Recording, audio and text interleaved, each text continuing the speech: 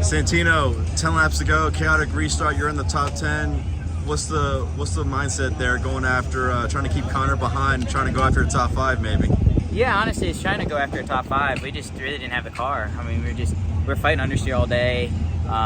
Everybody else tested here, so even though it's like tire change, at the end of the day, it's still pretty similar. So yeah, fighting balance.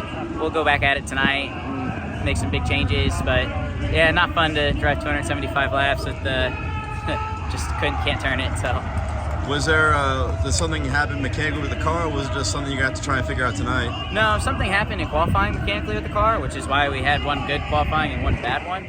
But no, overnight tonight, it's just something we need to figure out. I mean, with practice being so short today, and with all the rain out and stuff like that, this is the only time we ever run the car in the race. So, I think both me and my teammate had our own struggles. So, yeah, it shows. How much you had to change the car during the race to try and get it perfect, or was it nothing you could really do about it? I mean, every stop we're putting in front wing and as much as we could get. So, yeah, it was nothing we could do.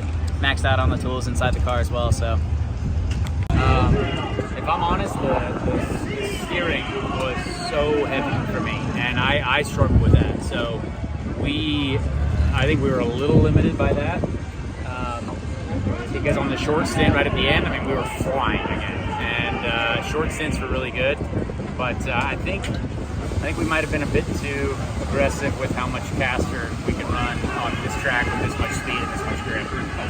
It looked like the top group was starting to come in at the end of the race. I mean, what does that say about what this might race like tomorrow? Yeah, I mean, I ran the top lane the entire last 15 laps, and it was awesome. So again, if people are forced to go up there, and people were, Will was going up there, Rasmussen was going up there, and there were a lot of cars that couldn't. So if you could, that was really beneficial. Honestly, there was more usage of that for, I'd say, more laps than I would have expected. Obviously, once it got, marbly, that was tough, but those restarts were a lot of fun, especially at the end. I think Scott was up there for a lot of the laps before lap 200. Don't call me on it, we're probably not perfect on it. But just to know that, and no one else kind of tagged along in there until the last 75 laps, is that something you can utilize tomorrow?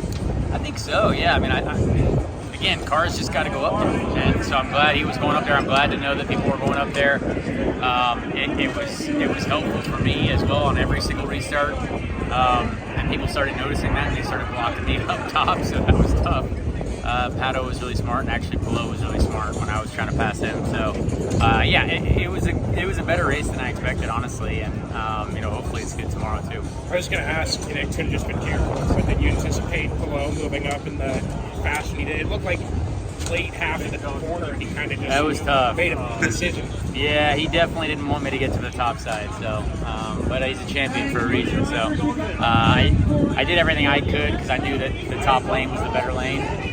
But he's smart.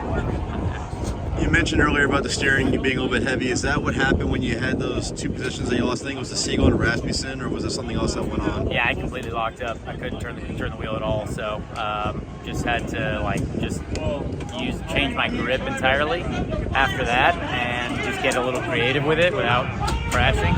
But yeah, that was really the only mistake that we had all day on track. And yeah, we definitely know what we can do to hopefully make that better tomorrow. TV didn't show up, but how'd you get Ferrucci there at the end of the race to get 7th? We were side by side for 10 laps in a row, so it was actually kind of a fun battle, honestly. But took the high lane and passed him, so it was a good battle, honestly. No more update. Major channel announcement. Do you love NASCAR coverage? Well, as part of Frontstretch building its platform, we're now offering an option for paid subscribers. For just $3.99 a month, you'll be rewarded with exclusive content you can't find anywhere else. Beyond the cockpit interviews as soon as they drop. More of the pit road and bullpen weekend content that keeps you coming back to see the who's who of NASCAR explain all of their on and off track conduct. We'll even be doing some where are they now pieces, taking a look at former drivers and owners that made an impact on the sport.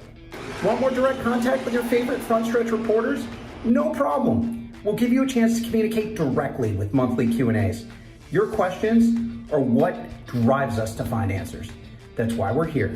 The best seat at the track and the best view on the net for all of your quality motorsports coverage. Come take the green flag with us.